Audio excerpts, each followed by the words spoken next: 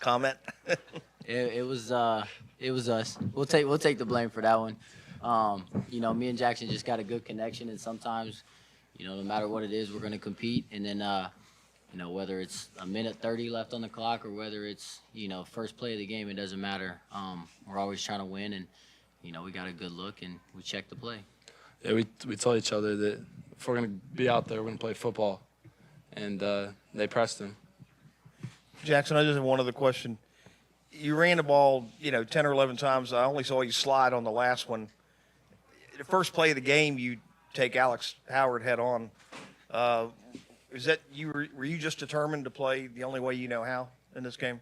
Yeah, I told my teammates, told my coaches, told my mom before the game that I'm gonna leave everything I have on that field. So I play the game the way that I play it, and I don't really look into the future of whatever. I'm just there for the moment, and I'm going to compete. Great. Caleb Saylor, Super Talk. Both of you guys are elder statesmen on this team, and Lane referred to you guys as an old school football team when, across the landscape guys are opting out. Y'all opted into this game, and you said, Jackson, multiple times, it was a no-doubter. Why was it a no-doubter for y'all to play in this game, and what does it mean to ride out on top? I think that we just put so much time and effort in the off season. Even just bringing in guys like Walter Nolan and Princely, and spending all that time with those guys in the off season.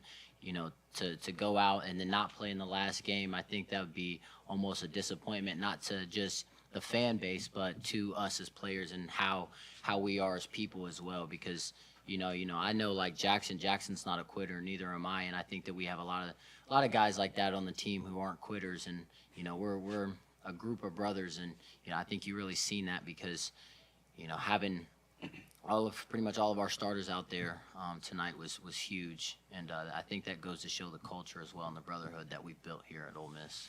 Yeah, no doubt. I think you have a lot of pride when you play this game. You have a lot of pride that you carry when you wear this jersey. And everything that Oxford has, we feel like Oxford's given more to us than we can give to them. So you've heard Coach Kiffin say that, but we feel that way the same too, as being transfers. And I think for pretty much everybody, it wasn't like we had to convince anybody to play. Everybody was on the same page. You grow up as a little kid and you want to play college football, and when you're a kid, you never think about sitting out of a game. So that was never a thought. Jake Thompson, Ole Miss Spirit on 3. Jordan, you've talked about the connection y'all have on the field. Just what is y'all's relationship? What's made it so special over these years between y'all two? Man, it's crazy that that you like really say that. Him being a West Coast kid, and then me being just a kid from Kentucky. Who knew that we get along so well? And but I think just really like the first time that we've really like met each other, I think we like really connected. And it's just been, going uphill since then. We hang out all the time, outside of the facility, whether it's, going to eat lunch or whether it's just playing pool or playing ping pong, whatever it is. I can definitely call this guy one of my best friends and, one of my brothers. And anything that I need from him, I know that he'll pick up. And I'll do the same for him. So it's been awesome to be able to play the last 3 seasons with him at quarterback. And, I think that me and his relationship is just, a lifetime deal. Neil McCready, Rivals.com. This is for both of you. You both are guys that transferred in and stayed multiple years. There's several of you guys in the program. I know this season you didn't quite get to where you wanted to go, but what do you think your legacy will be for this program moving forward? Well, I think we definitely left it off in a better place than what we came in.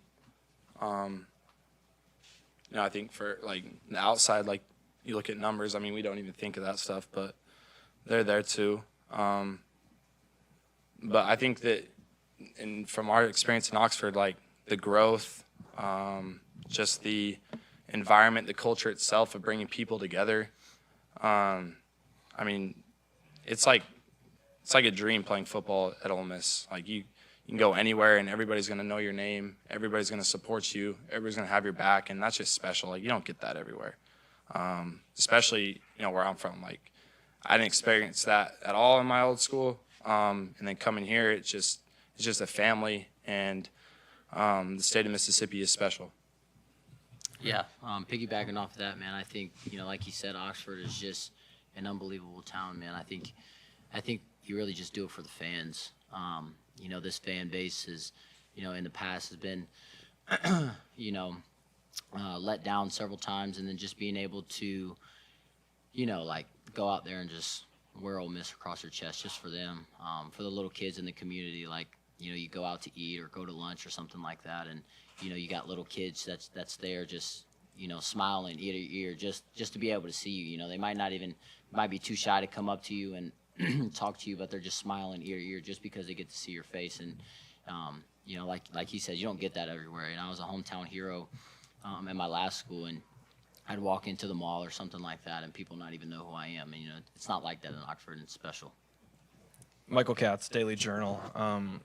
You guys have won 10 games last 2 years. That's only happened 10 times in Ole Miss history. What does that sort of history mean to you guys, and where this program's kind of come? Yeah, this program's on the rise. They're going to continue to get better.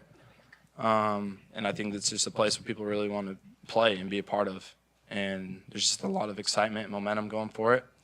And, like I said, I think it's going to continue to improve and continue to be one of the best programs in the country. Yeah, I think Coach Kiffin's a hell of a coach, and I think he he does everything in his power to make Ole Miss a good football program, and he's done that. And I think over the years to come, guys are want to come here just because, like you said, 10 wins in the last 2 seasons. I think that draws guys' attentions, and like I said, he's a great coach, and he has a way with players. So. I think Ole Miss will be on the rise for many, many years. We're going to grab the trophy. Hold on a second. So wanted to ask real quick that 51-yard pass when you were fading to your left, Jackson. Lane said that was a pretty special throw. I guess from each of you guys' vantage point, can you kind of take us through that play? Yeah.